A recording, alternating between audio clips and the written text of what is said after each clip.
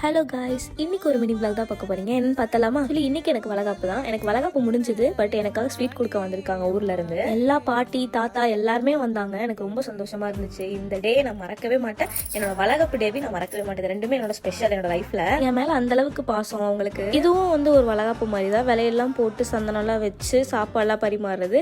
இதுவுமே வளகாப்பு மாதிரி தான் எடுத்துப்பாங்க. ஒரு சின்ன அட்வைஸ் மட்டும் பண்ணிக்கிறேன். பேபி பிளானிங்கிறது தள்ளி போட வேண்டாம்.